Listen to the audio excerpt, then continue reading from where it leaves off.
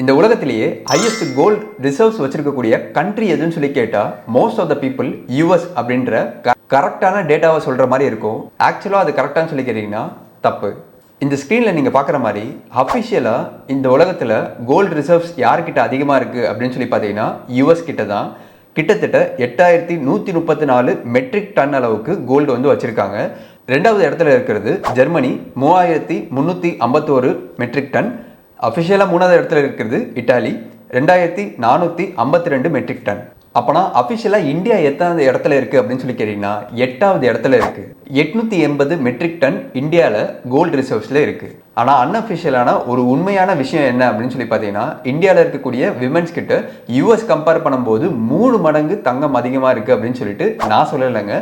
World gold council December 2024 அப்போ இந்த ஒரு டேட்டா வந்து வெளியிட்டு இருந்தாங்க.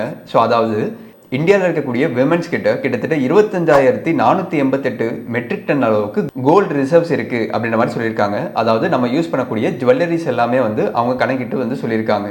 அப்படி நீங்கள் பார்த்தீங்கன்னா உலகத்தில் யாருக்கிட்டலாம் ஹையஸ்ட் ரிசர்வ் இருக்கோ அந்த 9 கண்ட்ரி வந்து எடுத்தீங்கன்னா மொத்தமே வந்து 23,479 மெட்ரிக் டன் தான் இருக்குது. இந்தியாவில் இருக்கக்கூடிய விமென்ஸ் கிட்ட மோர் தென் 25,000 மெட்ரிக் டன் கோல்டு இருக்குது.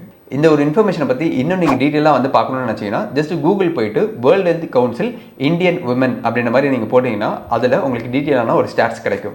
கரண்ட்டாக July 2025 gold price all time ஹையில் இருக்குது அப்படின்ற மாதிரி சொல்லலாம். இதுலேருந்து கோல்டு ப்ரைஸ் இன்னும் எவ்வளோ தூரம் போகிறதுக்கு வாய்ப்பு இருக்குன்னு நீங்கள் நினைக்கிறீங்க? இதை தாண்டி கோல்டை இன்னமும் வந்து லைஃப் லாங் நீங்கள் சேவ் பண்ணுவீங்களா அப்படின்றத கமெண்ட் செக்ஷனில் மறக்காமல் சொல்லுங்கள். இந்த இன்ஃபர்மேஷன் உங்களுக்கு யூஸ்ஃபுல்லாக இருந்துச்சுன்னா மறக்காமல் லைக் பண்ணி சப்போர்ட் பண்ணுங்கள். மற்றவங்களுக்கு யூஸ்ஃபுல்லாக இருக்கும்னு நினச்சிங்கன்னா ஷேர் பண்ணிவிட்டு சப்போர்ட் பண்ணுங்கள்.